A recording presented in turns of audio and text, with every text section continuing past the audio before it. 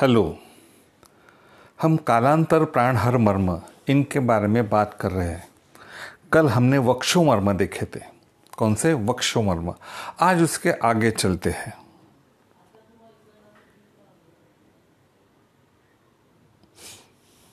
आगे का मर्म है सीमंत मर्म।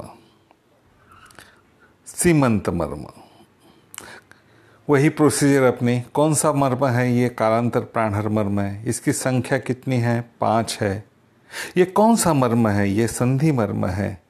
इसका अंगुली परिमाण क्या है? इसका अंगुली परिमाण 4 है। ये कहाँ पे रहता है? ये शिरोभाग में रहता है। यहाँ आघात होने से कालांतर से उन्माद, भय और चित्तनाश से मृत्यु होती है। कैसी मृत्यु होती है? उन्माद, भय और चित्तनाश से मृत्यु होती है। ऐसा हमारे आयुर्वेद में बताया है। चलो,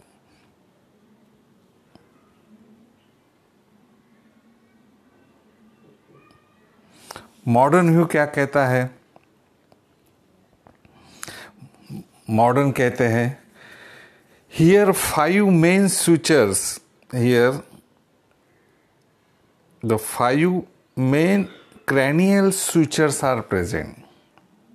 हमारा जो स्कल है वहाँ पे 5 मेन cranial sutures है।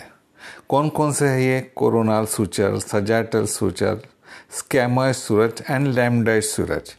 एक्चुअली अगर हमने हमारे एडल्ट स्कल में देखा जाए तो there are only 4 main cranial sutures। कितने? 4। बट the metopic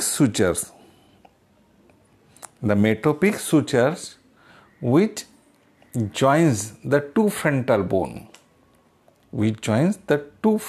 bone, ये कभी कभी एडल्ट में प्रेजेंट रहती है। कभी कभी हमारे डिपार्टमेंट में छोटे बच्चे का स्कल है, छोटा, आपने देखा होगा, परीक्षा में भी हमने रखा था। वहाँ पे ये मेटोपिक सूचर हमें अच्छी दिखती है। तो damage to this structures can cause injury to the vital centres of the brain.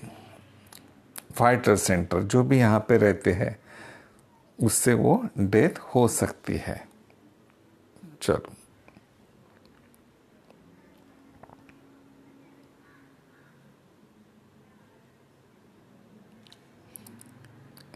यहाँ पे ये चित्र है। This is the coronal suture. Coronal. This is the sagittal.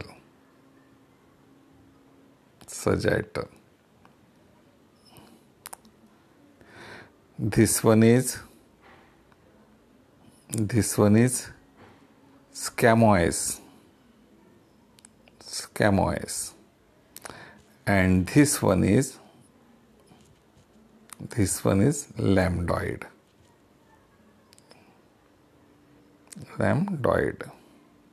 ऐसे ये 4 मेन सूचर्स हमारे ब्रेन में रहते हैं। ब्रेन में यानी स्कल में रहते हैं। और एक जो मेटोपिक सूचर जो हमने अभी बताई है वो यहाँ पे रहती है।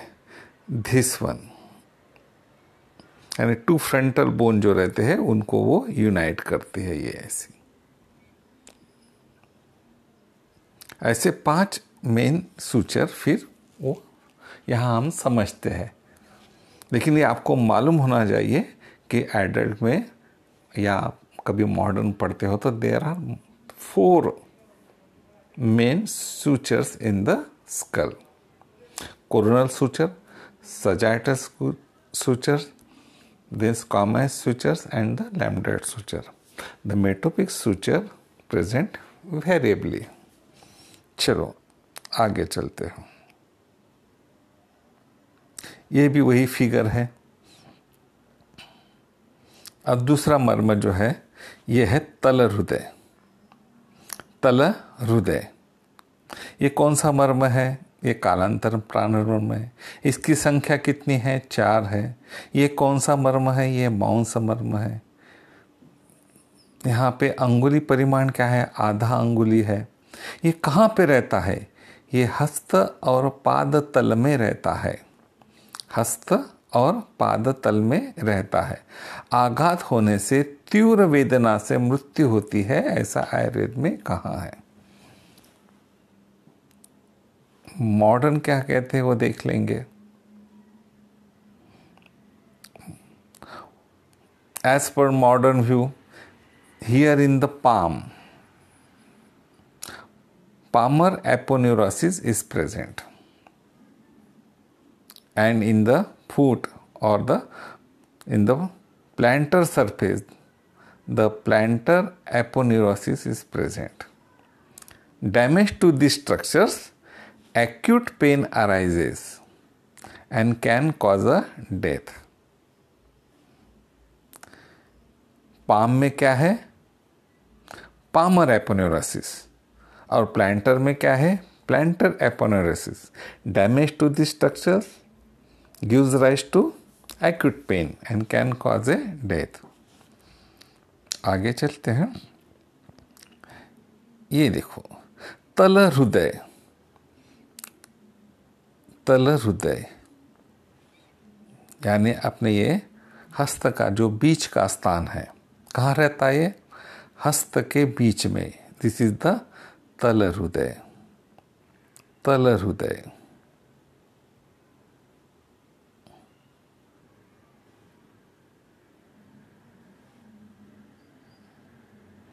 यहाँ पे कौन क्या रहता है? तो पामर एपोन्यूरोसिस रहता है। This one is the palmar aponeurosis, palmar aponeurosis.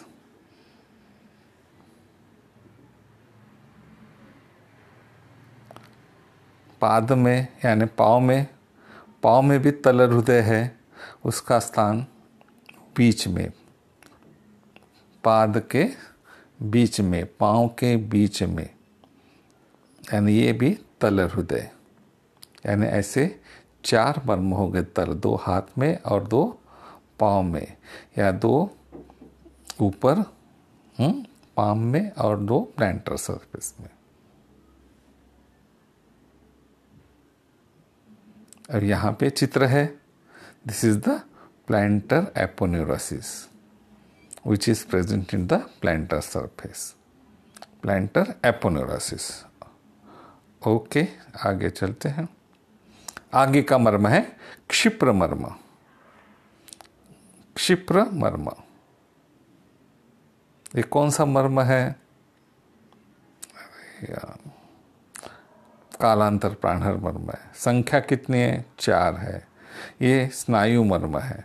इसका अंगुली परिमाण क्या है? आधा अंगुल है। कहाँ पे रहता है? ये अंगुष्ठ और प्रथम अंगुली के बीच में रहता है, अंगुष्ठ और प्रथम अंगुली के बीच में रहता है। आघात होने से यहाँ पे आक्षेप से कालांतर से मृत्यु होती है। आक्षेप से यानी कन्वल्जन जिसको हम बोलते हैं, उससे मृत्यु होती है, ऐसा हमारे साइंस ने कहा है। मॉडर्न साइंस क्या कहता है? मॉडर्न साइंस कहता है कि here in the hand region first intermetacarpal ligament is present, first intermetacarpal ligament, simple. और फुट में, फुट रीजन में the first metatarsal ligament is present. Damage to the structure can cause a death, damage to the structure can cause a death. चलो आगे चलते हैं। अब यहाँ पे जो चित्र है, अंगुष्ठ और प्रथम उंगली, दिस इज द अंगुष्ठ और दिस इज द प्रथम उंगली। तो यहाँ पे हमारा एक क्षिप्र मर्म आएगा।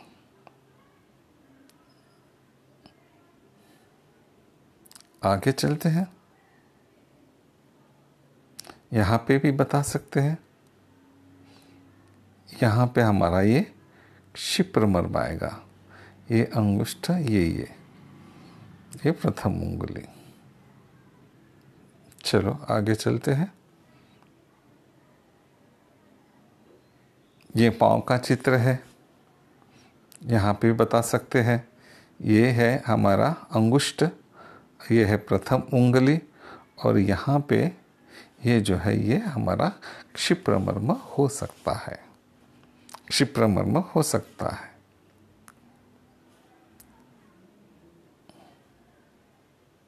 चलो आगे चलते हैं। आगे का मर्म है इंद्रबस्ती मर्म। कौन सा? इंद्रबस्ती मर्म। कौन सा मर्म है? ये कालांतर प्राणहर है, ये मांस मर्म है। इसका अंगुली परिमाण क्या है? ये आधा अंगुली है। इसका स्थान कहाँ पे है? प्रकोष्ठ के मध्य भाग में और जंघा के मध्य भाग में।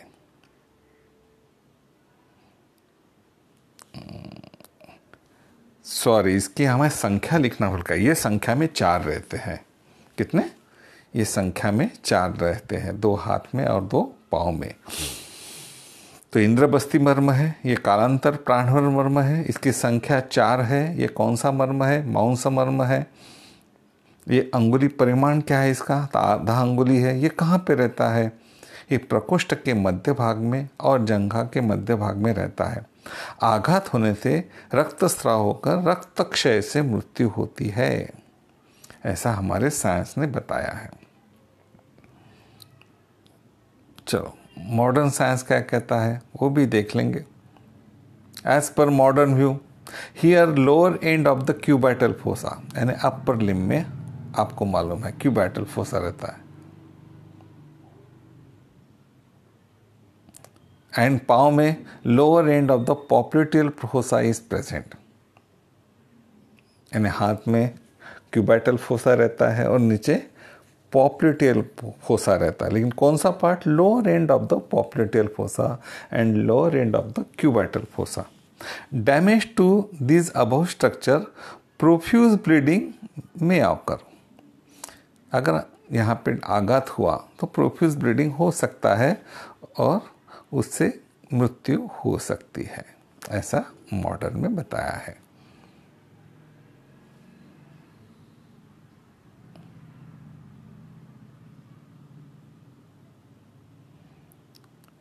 एक चित्र है, इंद्रबस्ती मर्म कहाँ पे है? ये प्रकोष्ठ, इसको प्रकोष्ठ कहा जाता है। प्रकोष्ठ यानी 4 आर्म, जिसको हम 4 आर्म भी कहते हैं, इसको आर्म कहते हैं, इसको प्रगंड स्थान कहते हैं, इसको प्रकोष्ठ कहते हैं और इसे हस्त कहते हैं। इसे हस्त कहते हैं, इसे प्रकोष्ठ कहते हैं और इसे प्रगंड स्थान कहते हैं।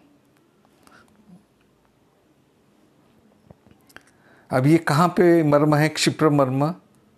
ये प्रकोष्ठ के बीच में रहता है, यानी this one।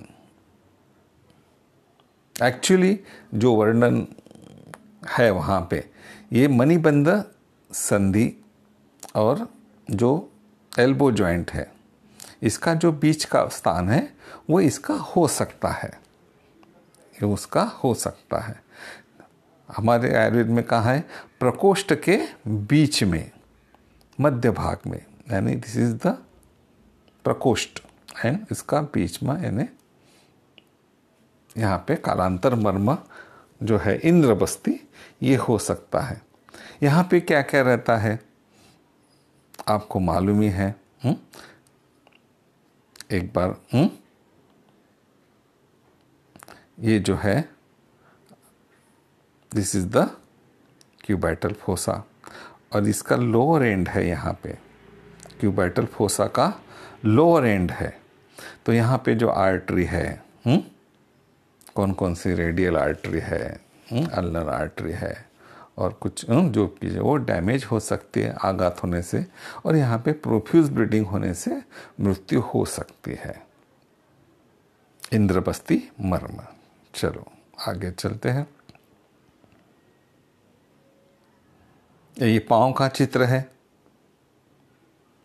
This is the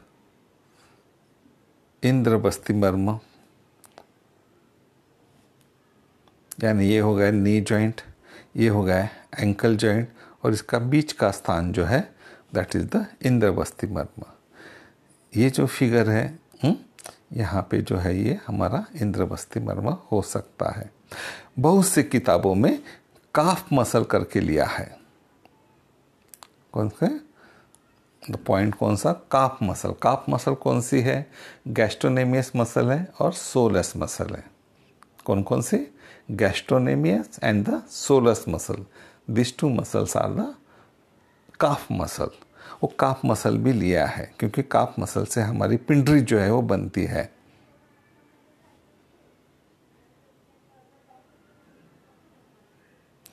यहाँ पे है चित्र बताया है, this is the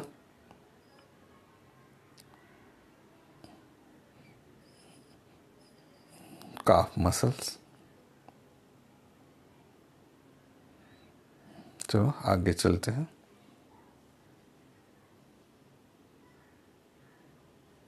thank you. कालांतर प्राठर मर्म, ये कौन कौन से मर्म हैं? ये हमने पहले वक्षो मर्म दिखे थे, वो थे 8 मर्म। फिर आज हमने देखे सीमंत मर्म देखा, फिर हमने तल हृदय मर्म देखा, फिर हमने क्षिप्र मर्म देखा और हमने इंद्रवस्ती मर्म देखा। ऐसे 4 और मर्म हम कालांतर प्राणर मर्म के देखे हैं। कालांतर प्राणर मर्म में क्या होता है? यहाँ अग्नि और सोम गुण का प्राबल्य ज़्यादा होता है, इसलिए 15 या 20 दिन में उसकी मृत्यु होती है यदि उस मर्म स्थान पर आघात हो जाए तो थैंक यू वेरी मच। फिर मिलेंगे। ओके।